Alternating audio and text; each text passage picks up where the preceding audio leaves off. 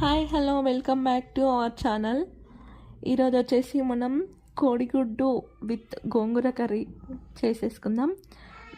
నాకైతే ఇది ఎప్పటి నుంచో ట్రై చేయాలని ఉండే, ఫైనల్గా ఈరోజు కుదిరిందనమాట. ముందుగా ప్యాన్ పొయ్యి మీద పెట్టుకొని అందులో 2 స్పూన్ల ఆయిల్ వేసేసుకున్నానండి.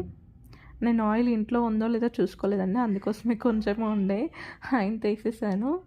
సో ఇక్కడ మంచిగా కడిగి పెట్టుకున్న పుట్టి కూర అండి ఇది. మంచి ఆయిల్లో ఫ్రై చేసుకోవాలి. కొంచెం చూసారు కదా, ఇలా వేసేసుకొని మంచిగా మూత పెట్టేసేయాలి. ఎక్కువ మంట పెట్టొద్దండి, ఎందుకంటే మాడుతుంది కింద. సో మనం ఎక్కువ మంట పెట్టకుండా చిన్న మంట మీద దగ్గర అయిపోతుంది. ఇది మూత పెట్టేసుకొని ఉండాలి. చూసారు కదా, ఒక 2-3 మినిట్స్లో అయిపోతుందండి. ఇక్కడ ఎగ్స్ అయితే బాయిల్ చేసి పెట్టుకున్నాను. ఇది చూడండి దగ్గర పడింది. దీన్ని మంచిగా ఒకసారి ఇట్లా కలిపేసుకొని, ఆవిరి వస్తుంది కదండి, అందుకే కెమెరా క్లారిటీ లేదు.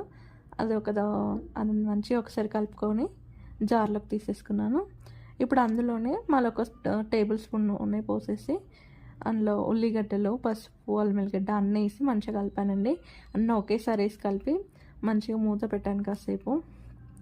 దాని తర్వాత కారం పొడి, ధనియా పొడి, ఇంకా ఉప్పు, ఈ మూడింటిని వేసుకొని మంచిగా కలిపాను. ఫస్ట్ మంచిగా చూసారు కదా, ఇంట్లోనే దంచుకున్న ధనియా పొడి అండి. అన్నీ 3 వేసుకొని మంచిగా కలిపేసుకొని ఇక్కడ ఫోక్ స్పూన్ తీసుకొని ఈ ఉడకబెట్టిన ఎగ్స్కి హోల్స్ చేయాలన్నమాట.